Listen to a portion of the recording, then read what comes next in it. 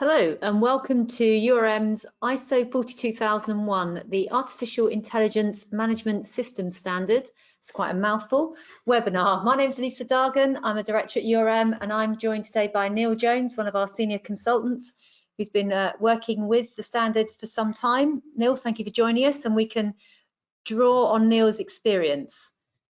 Before I start, just a few housekeeping things to address. Questions. Please ask questions as we go along. We will try and weave those in and answer them as we go, but if not, we will look to address those at the end.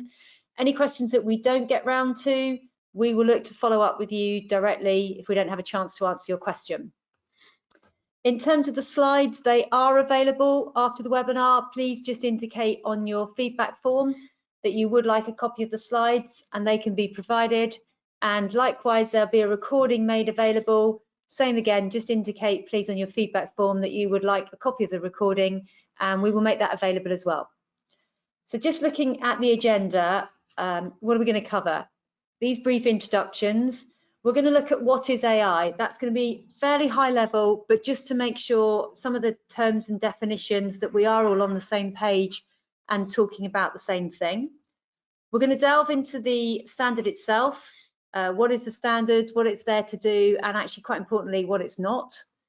We're going to look at, and I'm not sure if it's an AIMS or an AIMS or an AIMS? AIMS, AIMS, AIMS, yes, whatever you like to call it. Yep. We're going to look at the management system itself, what the AI management system is. We're going to look at AI perspectives, which is a new concept in the world of management systems and very important to understand that, and that actually gives some context around what is the AI management system and what is it not. We're going to look at a really meaty topic and probably the fundamental part of this standard, which is the system impact assessments. We're going to briefly touch on certification, and then if we've got any questions we haven't answered, we'll look to answer those there. Just very quickly, for those of you who aren't familiar with URM, who are we? URM has been established for over 19 years, and in all that time we've worked with management system standards, and that's certainly something we are expert on. We have taken organisations through over 400 successful certifications, and we have a very passionate team of people who've worked on both sides of the fence. So they are consultants now, but they probably sat where you're sitting now, considering implementing a management system and maintaining and improving that over time.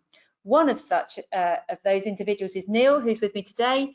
Neil's worked in information security for a number of years. It's quite harsh. We've got 1989 on the slide, Neil. Sorry about that, but he's worked a number of years in a wide variety of sectors: government, finance, communications, both in practice and in internal audit.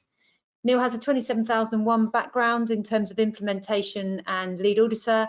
And Neil's had some early involvement with the 42001 standard, done a lot of work around it, produced various materials, case studies, courses, etc. So is certainly an expert on it. So Neil, thank you for taking the time to join us.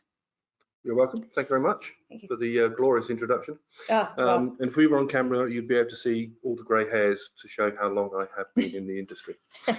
Which I've politely called out, Neil, anyway. Indeed, already. Indeed. Okay, so before we start, can we just make sure we're all on the same page in terms of, I know AI is many things to many people, but when we say AI, what is it we're referring to, and how are we defining AI today? Sure, okay, no problems. Hello to everybody, I haven't said that already. Yes, what is AI? Well, put very simply, AI is intelligence of machines or software, as distinct from intelligence of humans. The 42001 standard makes reference to another standard, the ISO 22989 standard, which has an equally mouthful of title. That defines AI as, well, you can read it there on the screen, multidisciplinary field, computer science, data science, etc. Lots of different disciplines involved in it.